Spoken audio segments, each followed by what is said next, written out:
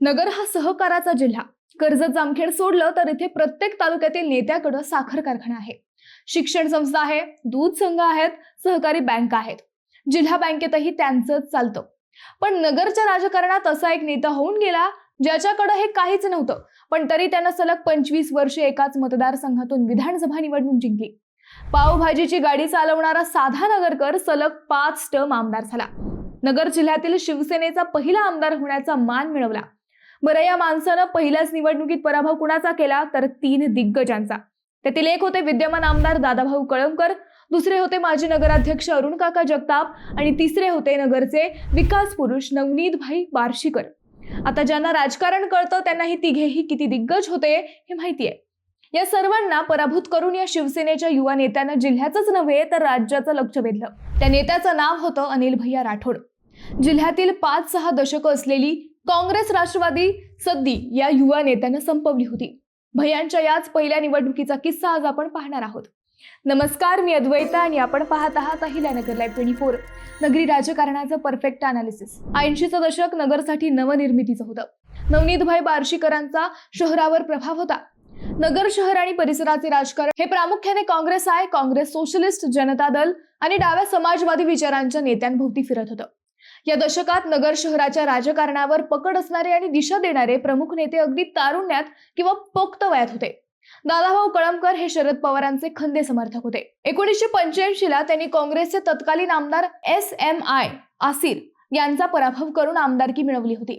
विशेष म्हणजे आसिर हे तत्कालीन राज्य सरकारमध्ये मंत्रीही होते. त्याच काळात अरुण काका जगताप हे युवक काँग्रेसच्या माध्यमातून शहराच्या राजकारणात सक्रिय होते. सलग 5 वर्षे नगराध्यक्ष होते. नवनीतभाई बार्शीकरांचं गारुडही नगरकरांवर होतं. नगरी प्रश्न, सहकार क्षेत्र, नगर अर्बन बँक आणि सामाजिक संस्थांवर त्यांची पकड होती. कित्येक वर्षे नगराध्यक्ष पदही त्यांनी भूषवलं होतं. जनता दलही ऍक्टिव्ह होतं. डॉक्टर कुमार सप्तर्षी युवक क्रांती दल व जनता दलाच्या माध्यमातून 1978 ते 1980 या काळात आमदारकीसह नगरचे किंग मेकर म्हणून ख्याती मिळवली होती. याशिवाय शहरावर यशवंतराव गडाख, बाळासाहेब थोरात यांच्या विचारांचाही प्रभाव होताच. याच काळात म्हणजे 1986 ते 1989 या काळात नगर शहरावर देशभरातील राम जन्मभूमी आंदोलन, शहाबानो प्रकरण आणि स्थानिक धार्मिक मिरवणुकांमधील वादामुळे काही तणाव होता. दगडफेकीच्या घटनाही घडल्या होत्या. हे दशक संपूर्ण देशात जातीय दृष्ट्या अत्यंत संवेदनशील होते आणि त्याचे थेट पडसाद नगर शहरात उमटले. शिवजयंती, गणेशोत्सव आणि शिलान्यास मिरवणूक अशा मिरवणुकीत वाद होऊ लागले. कापड बाजार, माळीवाडा, कोठला, चितळे रोड, चौपाटी कारंजा, नालेगाव, जुन्या शहरातील अरुंद गल्ल्या कायम धगधगल्या राहायच्या. यात संवेदनशील व हिंसक वातावरणात त्या काळात शिवसेना फॉर्मला आली. रस्त्यावर उतरून थेट हिंदुत्वाची बाजू घेऊ लागली. अनिल राठोड नावाचा युवक हिंदुत्वाची प्रखर भूमिका घेऊन थेट जाब विचारू लागला. नागरी प्रश्नावर प्रशासनावर जाब विचारू लागला. आता शिवसेनेची पाळेमुळे नगरच्या गल्लीबोळात रुजू लागली. राठोड हे मूळचे राजस्थानातील कुटुंब, परंतु गेली कित्येक वर्षे ते शहरात स्थायिक होते. चितळे रस्त्यावर त्यांच्या कुटुंबाची पावभाजीची गाडीही होती. कायम सामान्यांशी संपर्क असल्याने अनिल राठोड यांनी शिवसेनेच्या माध्यमातून हिंदुत्ववादी विचार घेऊन समाजकारण सुरू केले. रेशनवर रॉकेल न मिळणे, साखर न मिळणे किंवा गरिबांवर अन्याय होणे अशा मुद्द्यांवर ते आक्रमकपणे आंदोलन करू लागले. या थेट भिडण्याच्या वृत्तीमुळे ते तरुण आणि सामान्यांमध्ये भैया म्हणून लोकप्रिय झाले. नगरच्या राजकारणाचा खरा टर्निंग पॉइंट आला 1990 ला. 80च्या दशकात जेव्हा बाळासाहेब ठाकरे यांच्या शिवसेनेचा विस्तार महाराष्ट्रात होत होता, तेव्हा अनिल भैया शिवसेनेत दाखल झाले. त्यांनी कोणतीही मोठी आर्थिक ताकद नसताना केवळ जनसंपर्काच्या जोरावर नगर शहर आणि जिल्ह्यात शिवसेना तळागाळात रुजवली आणि वाढवली. राठोड यांच्या या थेट भिडण्याच्या चर्चा थेट मातोश्रीपर्यंत गेल्या. 1990च्या निवडणुकीत बाळासाहेब ठाकरेंनी अनिल भैयांना थेट विधानसभेची उमेदवारी दिली. तोपर्यंत भैया ना राजकारणात होते, ना नगरपालिकेत होते, ना कोणते संविधानिक पद त्यांच्याकडे होते. दादाभाऊ कळमकर या काँग्रेसच्या शरद पवारांच्या तगड्या उमेदवाराविरोधात भैयांना शिवसेनेनं रिंगणात उतरवलं. कळमकर त्यावेळी विद्यमान आमदारही होते. अरुण काका जगतापही पूर्वी युवक काँग्रेसच्या माध्यमातून नगराध्यक्ष पदापर्यंत पोहोचल्याने आमदारकी लढू पाहत होते. काँग्रेसमध्ये ज्येष्ठ आणि युवक या वादातून तरुणांनी अरुण काकांनाही निवडणूक लढवण्याचा आग्रह केला आणि थेट जनता दलाकडून त्यांनी निवडणुकीच्या रिंगणात उडी घेतली. कार्यकर्त्यांच्या आग्रहाखातर आणि कळमकर गटासोबतच्या वादातून अरुण काकाही आखाड्यात उतरले. काँग्रेस, जनता दल आणि शिवसेना या तिन्ही प्रमुख पक्षांचे 3 उमेदवार निवडणुकीत असताना शहराचे भाग्य विधाते समजले जाणारे नवनीतभाई बार्शीकर यांनाही व्यापारी व काही जुन्या नगरकरांनी निवडणुकीचा आग्रह केला. बार्शीकर हे नगरचे विकास पुरुष म्हणून प्रसिद्ध होते. शिवाय 1972 ते 1978 या काळात आमदारही होते. 14 वर्षे नगराध्यक्ष व तब्बल 45 वर्षे नगरसेवक होते. नगरमधील व्यापारी पेठा, जैन गुजराती समाज आणि शहरातील काही जुन्या लोकवस्त्यांमध्ये बार्शीकरांना मानणारा मोठा वर्ग होता. बदलत्या राजकीय वातावरणात एका तटस्थ आणि सुजाण नेतृत्वाची शहराला गरज होती. या आग्रहास्तव 1990 ला नगरकरांनी बार्शीकरांनाही निवडणूक लढविण्याचा आग्रह केला. आता या विधानसभेसाठी कळमकर, जगताप, बार्शीकर आणि राठोड हे 4 तगडे उमेदवार झाले. आता खरी रंगत आली.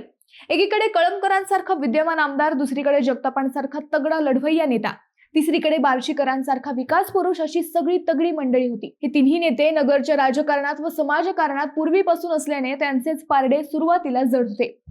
त्या मानाने राठोड हा अगदी नवीन चेहरा होता. लढत चौरंगी असल्याने पारंपरिक मतदारांच्या मतांची विभागणी होणार होती. विषय होता तो नव्या व तरुण मतदारांचा आणि कट्टर हिंदुत्ववादी विचारांचा.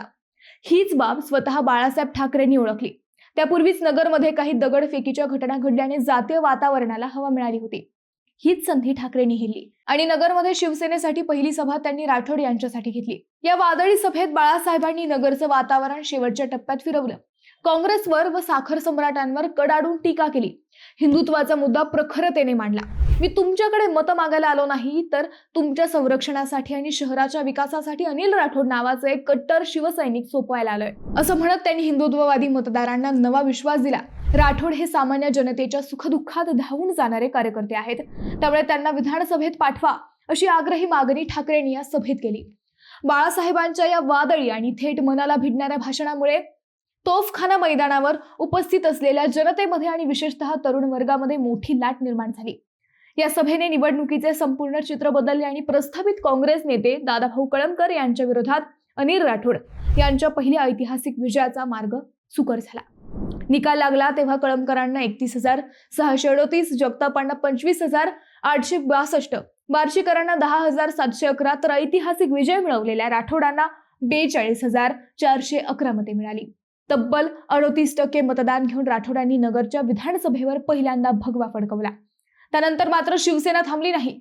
पुढे नगरपालिका, त्यानंतरची महानगरपालिका यावरही शिवसेनेनं घट्ट पकड मिळवली. राठोडांचा हा झुंजावता पुढे 5 टर्म पेक्षा जास्त जोमानं पुढे राहिला. पुढच्याच वर्षी म्हणजेच 1995 साली दुसऱ्या विजयानंतर शिवसेनेनं त्यांना राज्यमंत्री पदही दिलं. दरवर्षी त्यांच्या मतांच्या आकडेवारीत विक्रमी वाढ होत राहिली. मोबाईल नेता अशी राठोडांची प्रतिमा होती. 24 तास कधीही फोन करा, नेता हजर, अशी त्यांची स्टाईल होती. नगरच्या गल्लीबोळात रात्री अपरात्री पायी फिरणारा आमदार म्हणून ते प्रसिद्ध होते. 2009 साली शिवसेनेनं त्यांच्यावर उपनेतेपदाची जबाबदारीही दिली होती. नगर शहरासह जिल्ह्यात त्यांचा मोठा दबदबा होता.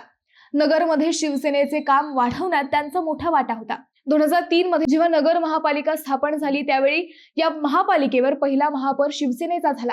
महापालिकेत शिवसेनेची सत्ता आल्यानंतर त्या माध्यमातून सुद्धा अनेक प्रश्न मार्गी लावण्यात राठोड यांचा मोलाचा सहभाग होता. सर्वसामान्य लोकांना न्याय मिळवून देण्यासाठी राठोड यांची नेहमीच धडपड होती.